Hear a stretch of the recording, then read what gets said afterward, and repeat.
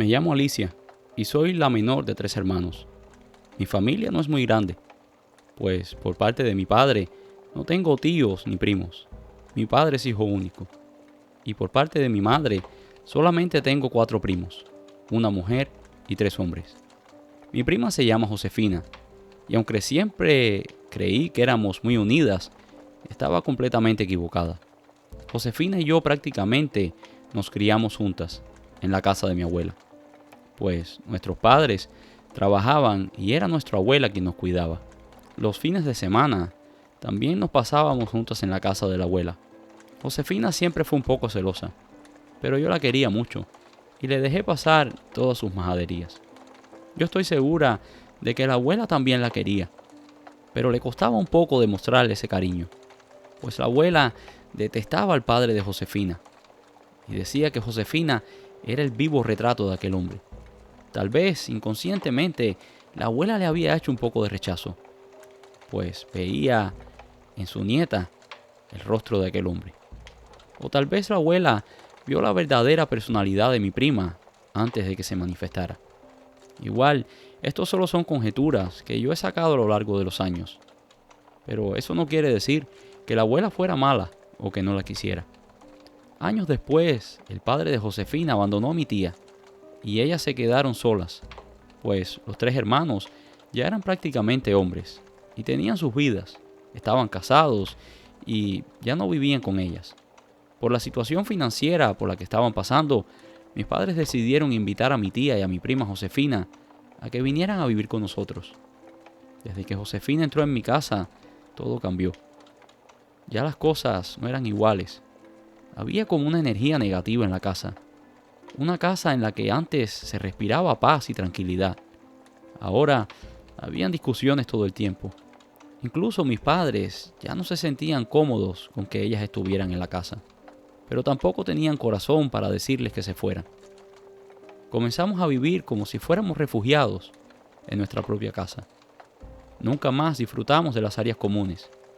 Cada quien, según iba llegando a la casa del trabajo o de la escuela, iba, comía algo y se encerraba en su cuarto. Cuando tenía como 18 años, yo empecé a trabajar.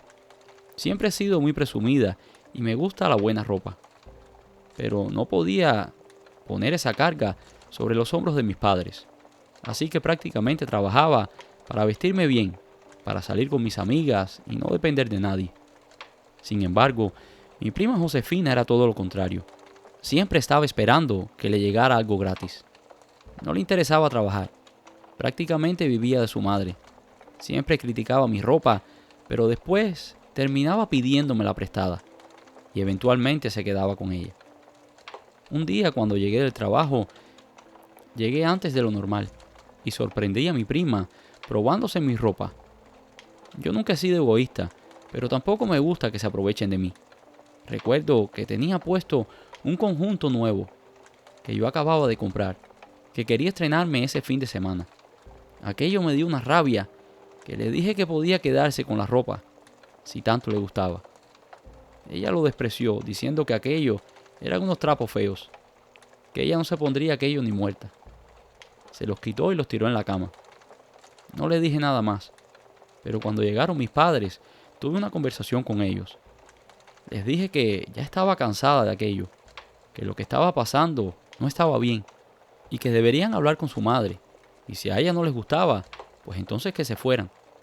Mis padres sabían que yo estaba hablando la verdad y estuvieron de acuerdo en hablar con ellas cuando estuvieran en la casa. Yo preferí no estar presente. Dejé que ellos arreglaran su situación. Yo me fui una semana para la playa con unas amigas y cuando regresé me encontré con la sorpresa de que ya no estaban viviendo con nosotros. El ambiente era diferente. Era como si hubiesen levantado un peso de mí.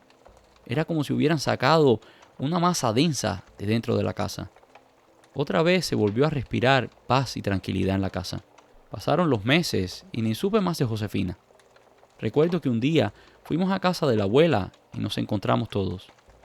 No voy a mentir, la situación estuvo un poco tensa. No se habló mucho, solamente estuvimos un par de horas. Cenamos con la abuela y después todos nos fuimos a nuestras respectivas casas. Sí pude ver con el rabillo del ojo que Josefina me estuvo estudiando todo el tiempo. y no me estaba mirando con ojos muy amorosos precisamente. Se notaba una especie de rabia, como si hubiese sido yo la responsable de aquella situación. Ahí comentaron que estaban viviendo en un lugar un poco peligroso, un lugar donde vivían drogadictos y borrachos, y que también la estaban pasando muy mal financieramente. Todos esperamos, incluso yo, que la abuela las invitara a quedarse en su casa, pero la abuela no lo hizo. Yo creo que de cierta manera la abuela intuía lo que no fuimos capaces de intuir nosotros. Días después del encuentro, recuerdo que llegué a la casa antes que mis padres. Fui directo a mi habitación a cambiarme de ropa, pues tenía unos exámenes en la universidad y necesitaba estudiar. Para mi horror, cuando abrí el closet, me encontré que varias de mis prendas de vestir, las que más me gustaban, las más costosas, estaban allí tiradas en el piso, pisoteadas y cortadas a tijeretazos. Aquello me asustó un poco y me dio mucha rabia. Y por un momento pensé que tal vez alguien había entrado en la casa. Así que salí corriendo y llamé a mis padres inmediatamente. El primero en llegar a la casa fue mi padre, y la revisó de cabo a rabo, pero allí no había nadie. Y vio que en efecto la ropa estaba picada. No dijo nada, pero yo sé que aquella escena lo preocupó mucho. Las sospechas inmediatamente fueron a caer sobre Josefina, pues no habían señales de que nadie hubiese forzado las puertas o las ventanas de la casa. Así que quien entró tenía llave. Mi padre inmediatamente llamó a Josefina y le preguntó amablemente si ella aún tenía copia de la llave de la casa, que a él se le había perdido la suya y que necesitaba que le devolviera la llave. Josefina aseguró que no tenía ninguna llaves, que las había dejado ahí el día que nosotros las habíamos echado de la casa. Mi padre, en tono amable, le dijo que ellos en ningún momento las echaron de la casa, que solamente el tiempo de ayuda se había acabado. Josefina fue grosera y le colgó el teléfono a mi papá.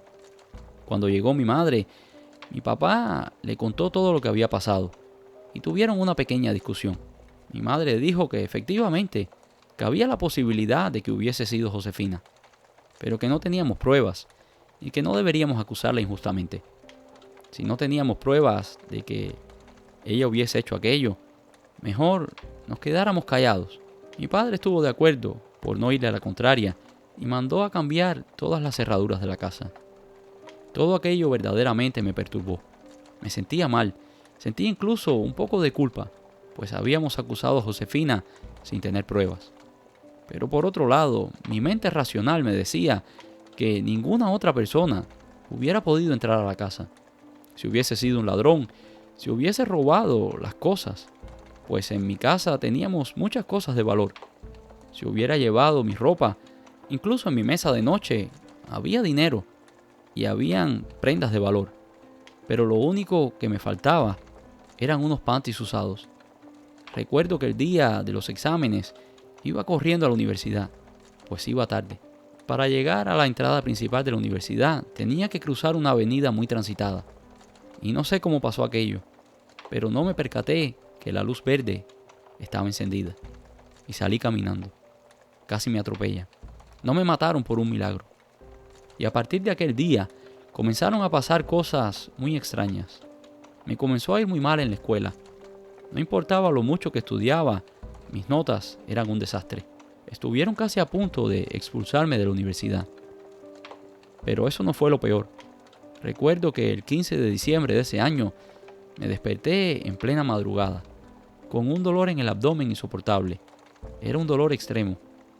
Era un dolor como si me estuvieran clavando cuchillos en el vientre, y estaba muy inflamada. Tenía muchísima fiebre, y llamé a mis padres. Mis padres me llevaron inmediatamente al hospital. Cuando llegamos allí, los médicos me hicieron todo tipo de pruebas, y encontraron que mis ovarios estaban demasiado inflamados, y no había motivo alguno. Estaban inflamados de forma tal que tendrían que extirpármelos. Aquello indicaba una infección, pero no sabían de dónde venía. Me sometieron a una operación, y a los 19 años de edad, me quitaron la posibilidad de ser madre. Durante la operación, hubieron varias complicaciones que casi me cuestan la vida.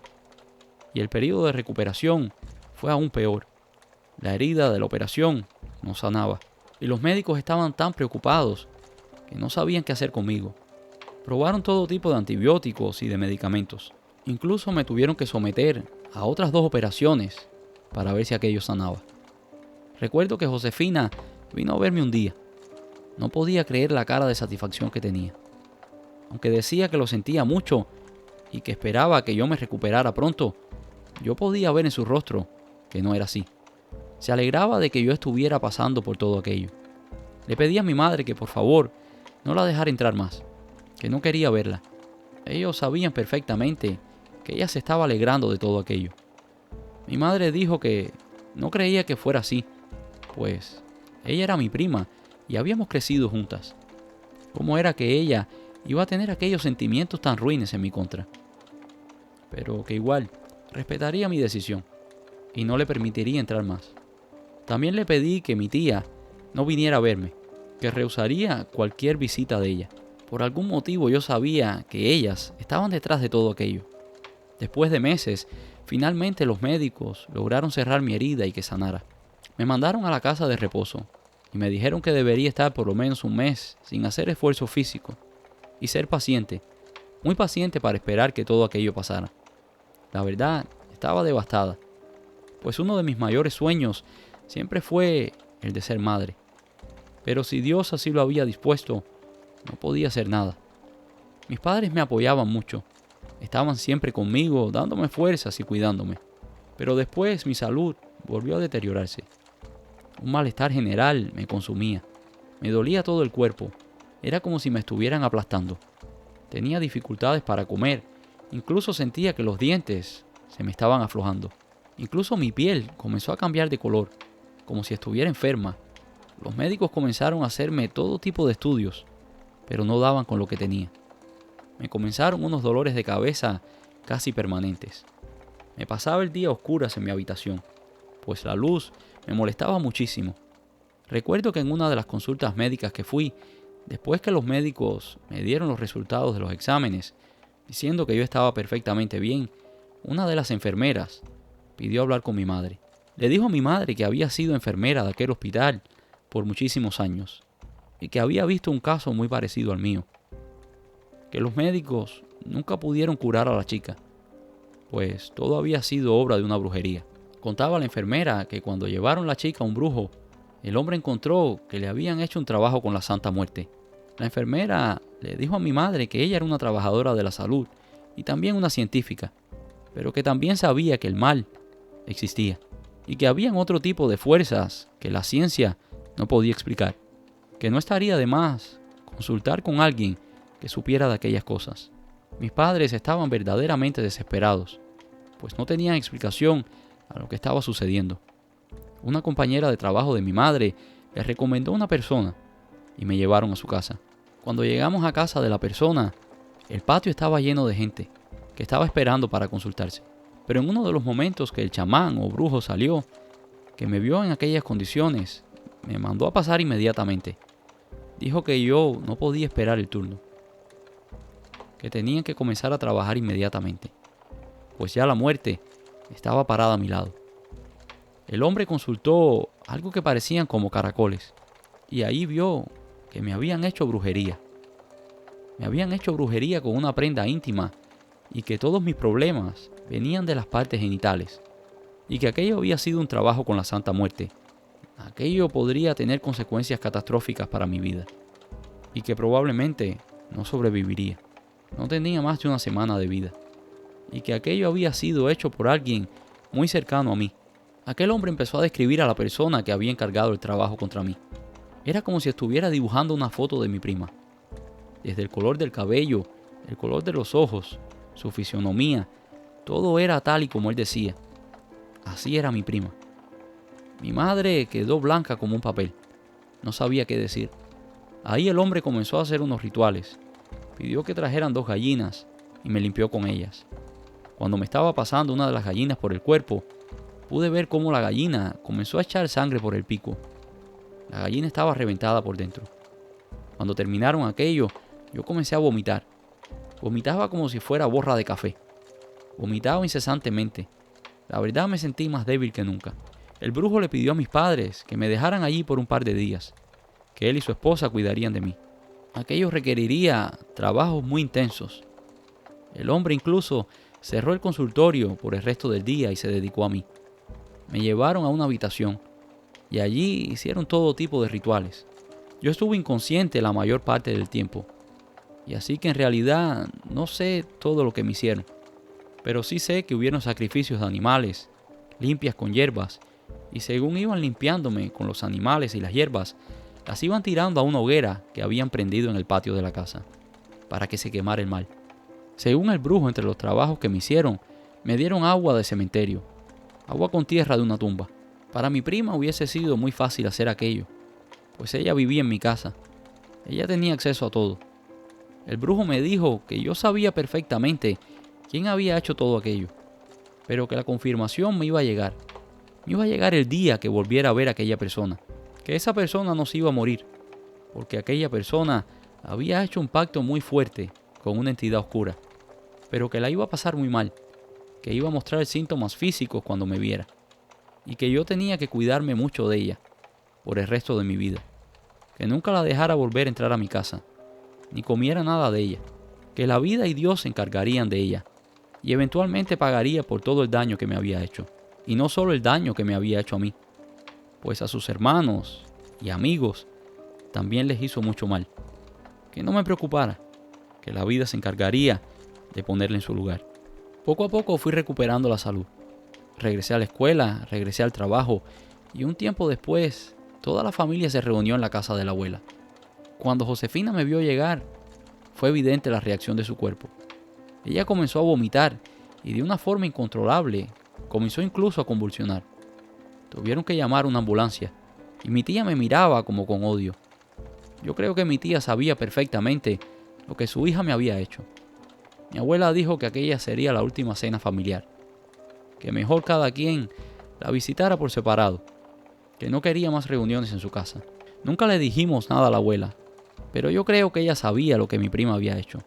La próxima vez que ella y yo nos vimos fue en el velorio de la abuela, y ni cruzamos palabra. Yo no le guardo rencor, pues sé que ella pagará por todo lo que hizo. Lo que sí me entristece es que ella me quitó la oportunidad de ser lo que más quería en la vida, ser madre.